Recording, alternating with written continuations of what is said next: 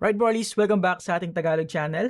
So, sa previous video natin, binigyan ko kayo ng unboxing and initial thoughts about the Roxinag Pro. So, in today's video, bibigyan ko naman kayo ng dedicated teardown experience video. So, with that being said, let's get into it.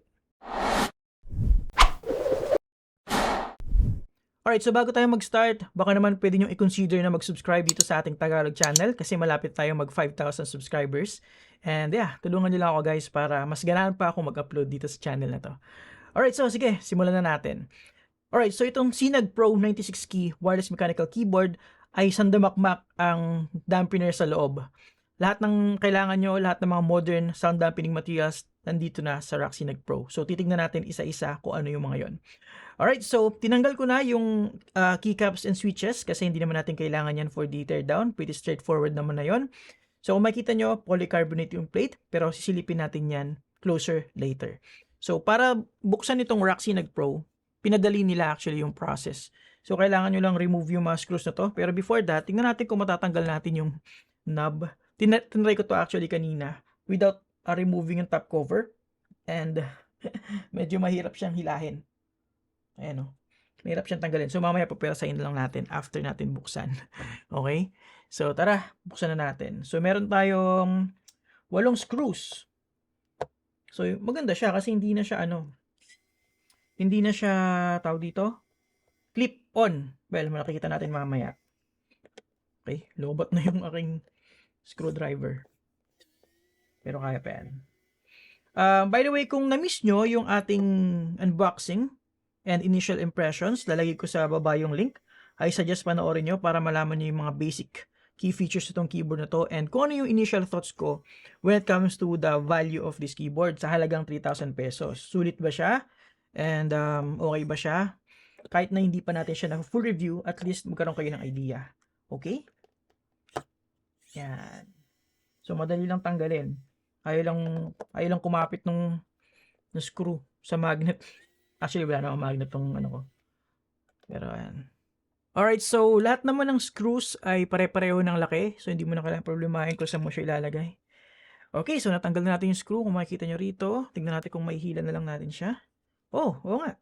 Kaya natin hilahin agad. Wala nang ipapry na clips. Tapos, ito yung sinasabi ko sa inyo, napapersahin na lang natin.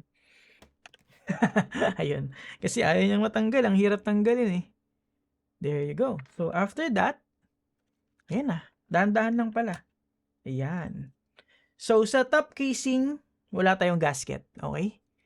Walang gasket dito. Lahat ng gasket natin, I think, nandito sa may plate. Sa polycarbonate plate.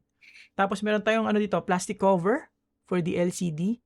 So, kung huhulaan ko to, acrylic lang to. So, ingatan nyo to na hindi magasgas. Hindi naman siya touchscreen eh. So, hindi nyo naman siya kailangan galawin. Alright, so ito na. Open na natin. Nabuksan na natin. Isa-isayin na natin. So, kung makikita nyo, medyo tagilid yung, yung encoder. Wala namang issue dun. Napansin ko lang. Okay, so again, ang plate natin is polycarbonate. Dahan-dahan lang ang paghila kasi may ribbon cable for sure yung LCD display natin. Hold on. Okay, so hihilahin natin yung buong hilahin natin yung buong PCB and plate combo kasi nakaklip yung LCD sa plate. Tapos, ingatan nyo lang kasi may mga cables dito sa ilalim. Wait lang. Yun lang ang mahirap sa kanyang tanggalin kasi maiksi pa man din yung maiksi yung kable. Maiksi yung kable. Ayan, natanggal ko na isa. Goes. Pwede natin balik na rin ng ganyan. Basta dahan-dahan lang kayo para wala kayong masira. Okay, tanggal ko na yung dalawa. So, ito na yung ating plate and PCB combo. Mamaya natin titignan in close-up. Tingnan muna natin yung bottom case. Okay, so ito yung bottom case natin. Alright, so again, paano ko tinanggal yung PCB and plate combo? Inangat ko lang konti, tapos tinanggal ko ng dahan-dahan yung mga cables dito. Tapos dito sa bottom case, meron tayong EVA PCB dampener. So, hindi ito silicone guys ha. EVA siya. Kalagay din sa spec sheet. Okay. Ayan. Kulay puti. Tapos dito sa ilalim, nandito na yung silicone case dampener. Ito medyo makapal to. Tanggalin din natin. Ayan. Oops. Sumabit. Ayan. Ito yung silicone dampener natin. Tapos, pagdating dito sa baba, may mga dito. Hindi ko alam kung para saan to. Siguro sa molding yan. Tapos, meron tayo ditong battery. 4,000 mAh, kung di ako nagkakamali, yung battery nito. Yeah, 4,000 mAh yung battery nito, which is substantial naman para sa wireless keyboard. Tapos, nito yung ating daughter board para sa Type-C and Time-Mode connectivity. Okay? Alright, so yun na yung natin, bottom case natin. This is made out of ABS material, kung di ako nagkakamali. Okay, tapos meron ditong magnet para dun sa dongle. Okay, tara silipin naman natin ngayon yung plate, PCB and plate combo. Okay, so makikita nyo, walang screw dun sa sa plate and PCB. Bali, ang nagsusupport sa kanya is wala. Wala, kasi di ba ang screw lang ng case natin is yung sa palibot lang ng bottom case. Okay, so interesting idea.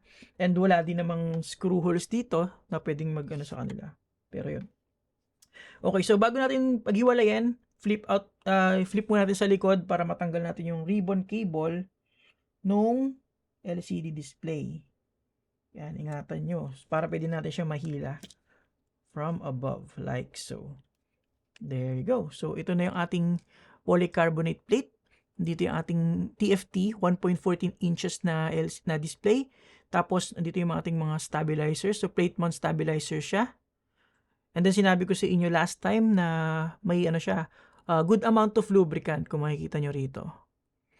Ayan. Tapos, sa likod, may may parang umbok yung yung legs or yung stem ng stabilizer. So, hindi siya completely flat. Ayan, hindi ko alam kung bakit yun yung design niya, pero there's that. So, sabi ko rin sa sa unboxing and initial thoughts natin, walang silicone dampener dito sa spacebar. Pero mapapansin ko dito sa polycarbonate plate na to, parang sobrang lambot niya.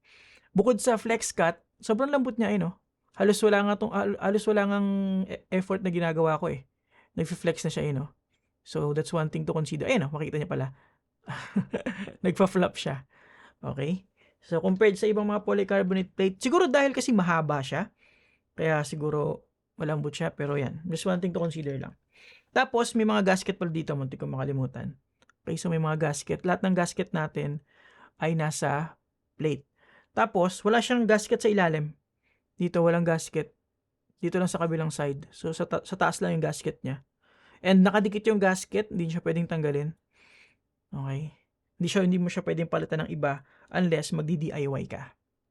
By the way guys, aside from the gasket mount dito sa ating plate, meron din palang gaskets dito sa bottom case. Ayan, kaya walang gasket dun sa ilalim ng plate kasi dito nakadikit sa bottom case. Kakaiba. So, yan. Gasket sa bottom case tapos gasket sa taas ng plate. Okay? Feeling ko EVA yung ginamit dito kung tama yung pakiramdam ko dito. Tapos sunod niyan, meron tayo ditong EVA plate dampener. So same siya dun sa material dun sa bottom case bago yung silicone. Ayan. Okay? Then next, we have switch dampener. So para tong PE foam, kung di ako nagkakamali, parang PE yung niya, material niya na nandito. Hindi siya poron. Parang PE siya. Okay. Hindi kasi naka-specify sa product page pero based from the texture. Tapos we have our PCB, pero before that, meron pa pala siyang plastic film pala, yan. Additional. Sabi ko sa inyo halos lahat ng modern sound dampener makikita nyo rito. Ito nga wala to usually sa mga ibang keyboards Meron sila diyan. So ito na yung PCB natin. Yung PCB niya ay may flex cuts. Tapos ang kagandahan nito is south facing din siya. So okay siya sa mga cherry profile keycaps gaya nung stock keycaps itong keyboard na to. Tapos kung makikita nyo rito, meron siyang encoder na medyo pagilid pero okay lang yan, wala namang problema dyan. Tapos ang kakaiba dito, ang hot swap sockets niya ay hindi Kailh or Gateron. It's actually Omsen. So I haven't heard of this brand, ngayon ko lang to narinig. So yeah, yun yung brand ng hot swap sockets niya. Bago natin tapusin yung video, pakinggan nyo pala yung proper sound test for the Rock Sinag Pro.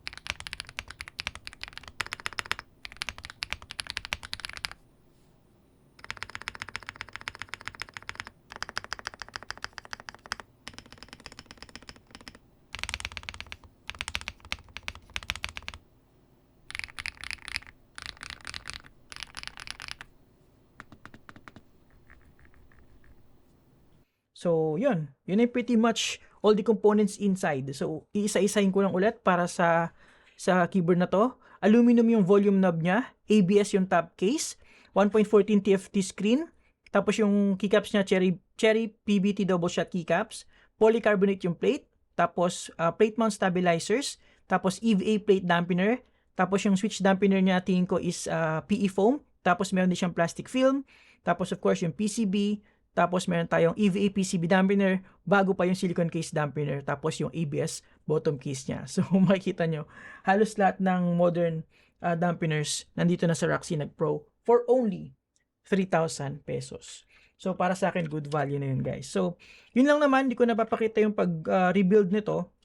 Kasi pretty straightforward lang naman yun. Uulitin mo lang naman yung gagawin mo. So, yeah. And apparently, additional lang, hindi siya compatible sa screw-in stabilizers. Kasi, kita nyo naman, walang option for that. So, plate mount stabilizers lang ang pwede para sa keyboard na to. So, again, panoorin nyo na lang yung aking unboxing and initial thoughts para sa Roxinag Pro. And abangan nyo yung full review. Dito rin lalabas sa ating Second Tagalog channel. Again, please consider subscribing dito sa ating Second Tagalog channel para mas lumaki pa to at maabot na natin yung 5,000 subscribers. So, thank you for watching. See you on the next video and have a great day guys. You're always awesome.